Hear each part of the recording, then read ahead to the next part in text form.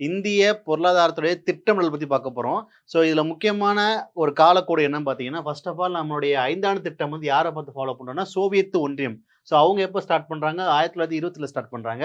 So இந்தியாவுடைய பொருளாதாரத்த பத்தி முதல் முறையாக குறிப்பிட்ட நபர் யாருன்னா, விஸ்வேஸ்வராயா. அவருடைய புத்தகத்தின் பேர் வந்து இந்திய பொருளாதாரம் திட்டம்னு சொல்லி ஒரு 1934ல ஒரு 10 ஆண்டுக்கு பிளான் போட்டிருப்பாரு.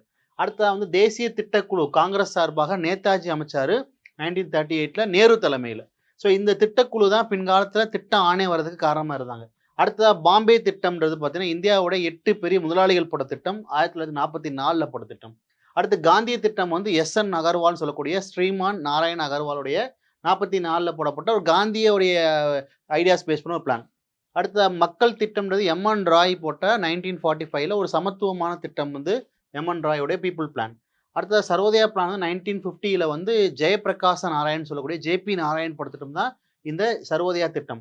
ஸோ இது போக பார்த்தீங்கன்னா, பிரிட்டிஷ் அரசாங்கம் சார்பாக பிளானிங் அண்ட் டெவலப்மெண்ட் டிபார்ட்மெண்ட் சொல்லி 44ல ஹர்தீஸ் தலால் தலைமையில ஒரு குழு ஒண்ணு ஃபார்ம் பண்ணாங்க. ஸோ இதனால பார்த்தீங்கன்னா, நம்முடைய எக்கனாமி வந்து பிரைமரியா ஆரம்பிக்கிறதுக்கு காரணமா இருந்துச்சு. இது போக திட்ட ஆணையம் வந்து பார்த்தீங்கன்னா, 1950 மார்ச் 15ல ஆரம்பிச்சாங்க. அதுக்கு மாற்றாக வந்து நிதி ஆயோக் வந்து ஜனவரி 1, 2015ல துவங்கப்பட்டுச்சு. ஸோ அப்ப நீங்க என்ன பண்றீங்கன்னா, எனக்கு வந்து பிளானிங் கமிஷன் ஆஃப் இந்தியா என்னைக்கு கலைச்சாங்கன்னு சொல்லி கமெண்ட் பண்ணுங்க. All the best.